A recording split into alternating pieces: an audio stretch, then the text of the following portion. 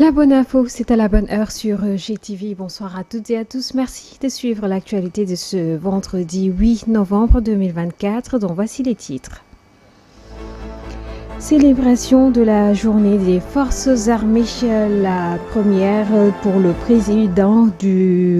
président Bassirou Diomaye Diakhar Faye, qui à l'occasion a annoncé un projet de loi sur la défense et la sécurité de l'installation de l'Assemblée nationale. Une journée axée sur le thème vers la souveraineté technologique et industrielle des forces armées. Entre guerre psychologique et bataille de popularité, la campagne qui renoue avec le mercato politique est en plein rythme. Au 12e jour, les candidats mettent les bouchées doubles pour convaincre les électeurs.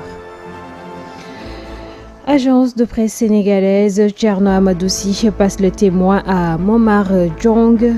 Le nouveau directeur général décline sa feuille de route des innovations en vue pour assurer la nouvelle mission de service public qui lui est assignée. Vous l'entendrez dans ce journal que nous allons développer juste après ceci.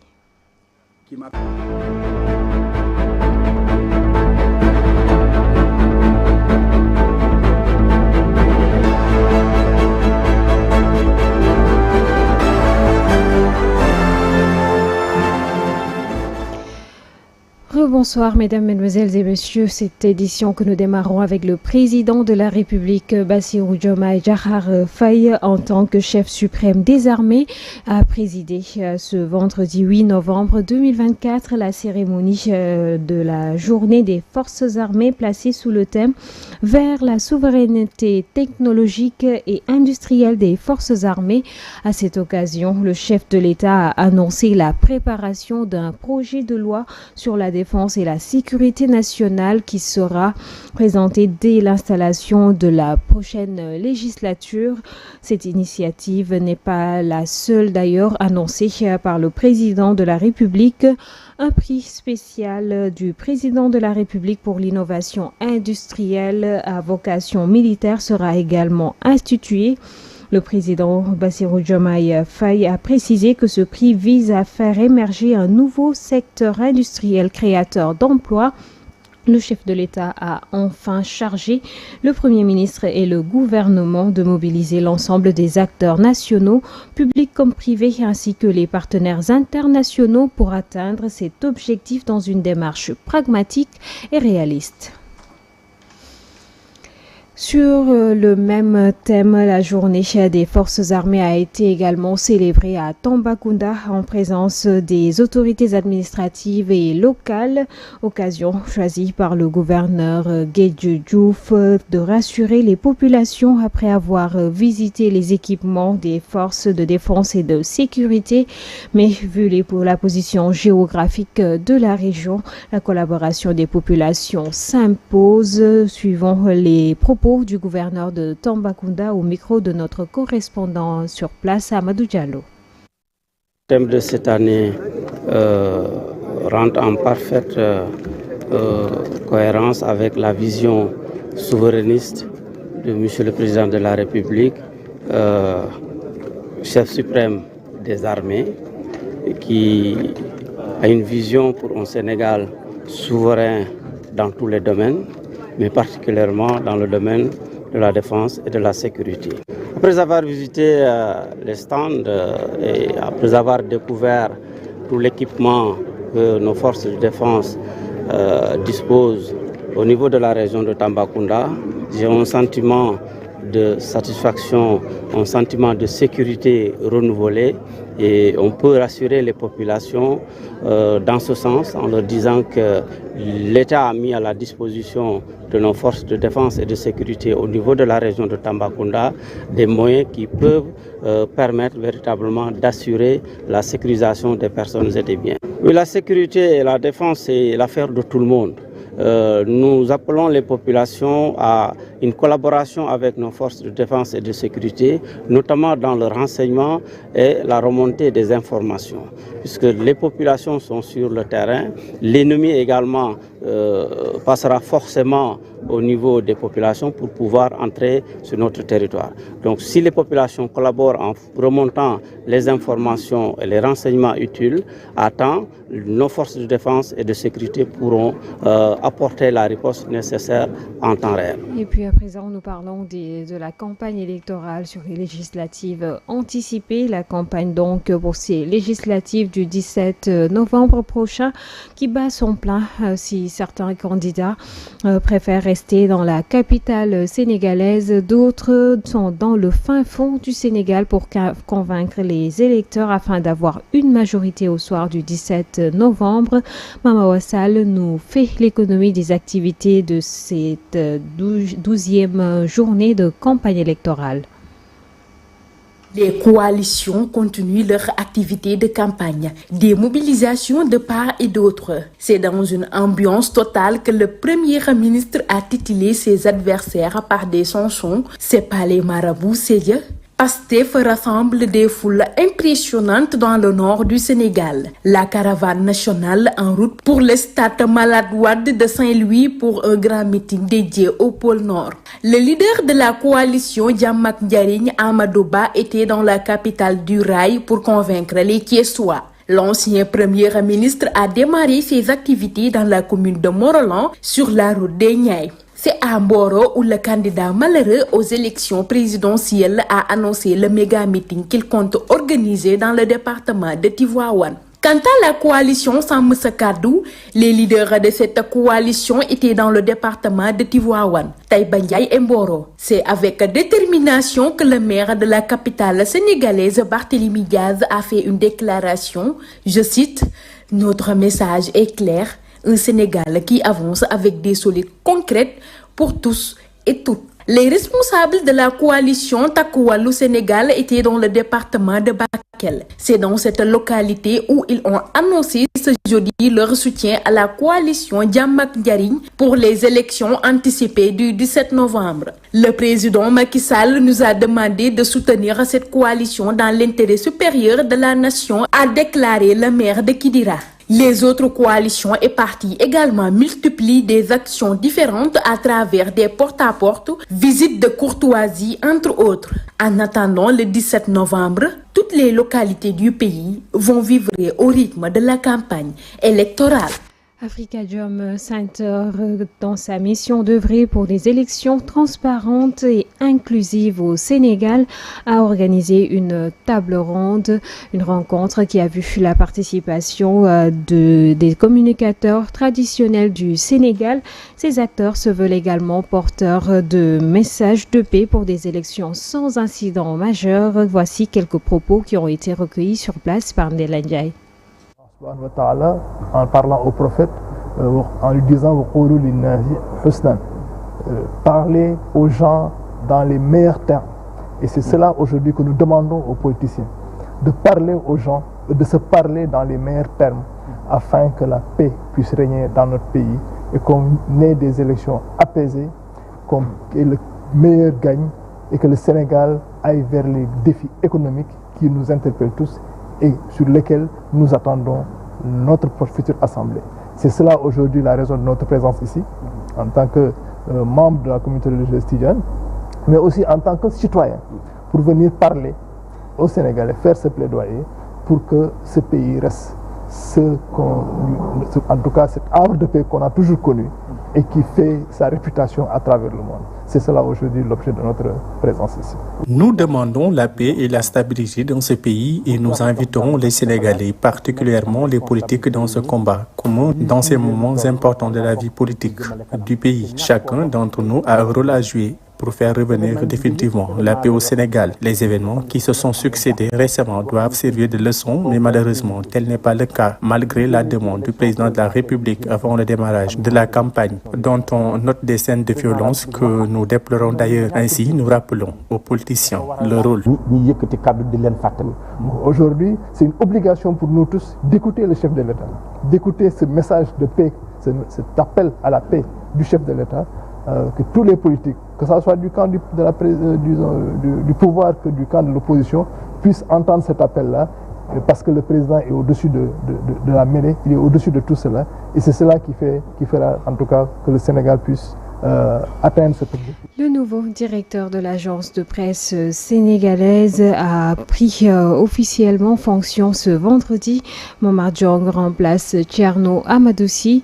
Ce vendredi, donc 8 novembre 2024, a marqué la cérémonie de passation de service à la maison de la presse Babacar Touré en présence de grandes figures du secteur de la presse. Le compte-rendu est signé Aïssatou Ba. Une poignée de main symbolique.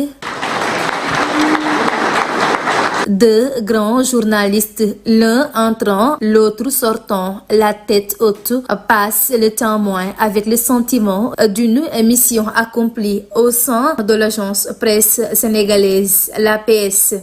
Qui m'a permis de faire partie de ces Sénégalais qui ont été choisis pour travailler pour leur pays, une fonction aussi stratégique que la fonction de directeur général. Après les remerciements à l'endroit du personnel et des nouvelles autorités pour la collaboration lors de ces 6 derniers mois, Thierno Amadoussi a souhaité une bonne chance à Momar Diong pour sa nouvelle mission. Je remercie dans la foulée et en même temps les nouvelles autorités. Vous l'avez certainement remarqué, on a pu collaborer pendant 6 mois. 6 mois de collaboration très correcte. Je remercie ma famille dans le sens large, qui ont compris que être directeur général, c'est être un baïfal. Ils ont été 167 Sénégalais à m'accompagner pour réussir cette mission. Et ça aussi du fond du cœur. Je souhaite que l'APS rayonne davantage entre les mains de mon cher Momar Diong. Le nouveau DG de l'APS a profité de cette cérémonie de passation de service pour saluer l'esprit coopératif de son prédécesseur et projeter déjà des perspectives innovantes, toujours dans le cadre de la mission du service public. Il sera mis en œuvre des stratégies permettant de multiplier et de développer des partenariats avec des structures aussi bien publiques que privées. Il est temps de décliner ce que je considère comme étant mes priorités à la tête de l'agence de presse sénégalaise. Il est grand temps que la structure étrenne enfin son propre siège. J'ai également érigé en priorité la recherche de ressources additionnelles pour venir en appoint à la subvention que l'État met à la disposition de l'APS. En relation avec la direction commerciale et marketing. Le président de la République a procédé hier jeudi au lancement de la 15e édition de la Biennale de l'art africain contemporain de Dakar sous le thème de Wake, l'éveil et le sillage. C'est parti pour un mois d'activités culturelles dans la capitale du Sénégal. Les États-Unis et le Cap-Vert sont les 2 pays invités d'honneur de cette présente cérémonie qui s'est tenue avec la participation des acteurs et artistes culturels. Le chef de l'État a mis l'accent sur les fonctions de l'art qui sont pour lui un catalyseur de la jeunesse et un moteur de développement économique et social. Les propos de son Excellence le chef de l'État qui s'est exprimé au micro d'Amsatou Gano. Je me réjouis qu'avec la Biennale de l'art africain contemporain, Dakar et le Sénégal renforcent leur position d'espace de création.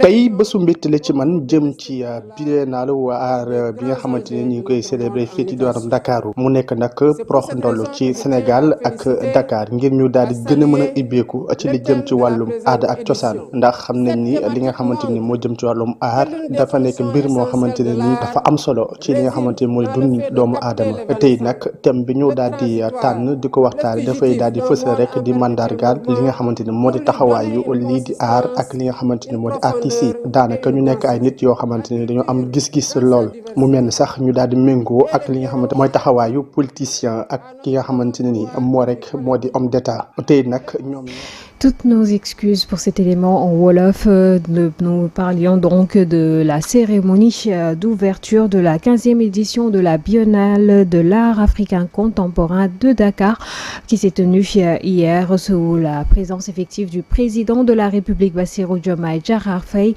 Sur place également, beaucoup d'artistes et d'acteurs du culturel. Le chef de l'État a mis l'accent sur les fonctions de l'art qui sont pour lui un catalyseur de la jeunesse et un moteur de développement économique et social.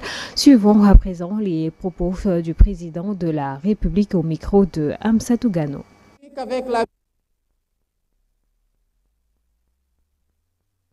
Je me réjouis qu'avec la Biennale de l'art africain contemporain, Dakar et le Sénégal renforcent leur position d'espace de création, de réflexion autour de l'esthétique de l'art comme des grands enjeux de notre monde en mutation. C'est pour cette raison que je tiens à féliciter, à saluer le thème de la présente édition.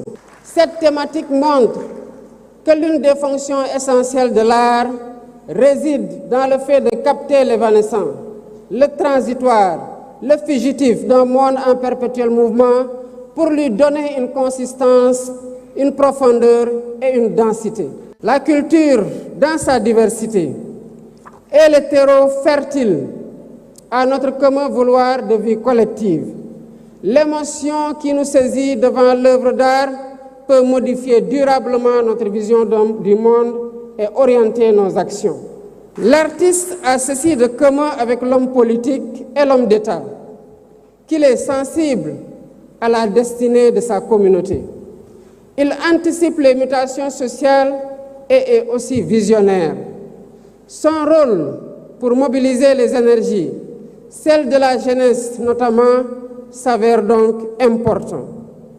L'art facilite la compréhension du monde, le rend moins angoissant et aide à défricher la place que l'homme doit y occuper en symbiose avec les autres êtres composantes à part entière du vivant. À l'international, guerre à Gaza, les femmes et les enfants représentaient près de 70% des morts dans la bande de Gaza sur la période de novembre 2023 à avril 2024, affirme l'Organisation des Nations Unies le vendredi 8 novembre après une minutieuse vérification d'un décompte partiel des victimes de la guerre menée par l'Israël contre le Hamas.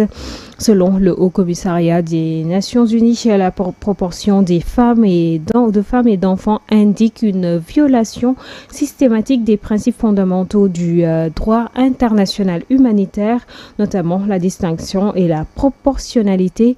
Sur les décès vérifiés, 3588 étaient des enfants et 2036 des femmes, a précisé le rapport. C'est ce qui met un terme à cette édition du vendredi. Merci de l'avoir suivi. Juste après, vous pourrez suivre votre émission spécialement dédiée à la campagne électorale sur les législatives. Rendez-vous anticipé ce soir avec Ndeye Fatou Diop et ses invités. Pour ma part, je vous retrouverai à lundi pour d'autres informations. D'ici là, passez un excellent week-end en compagnie des programmes de GTV. Bonsoir et Juma Mubarak.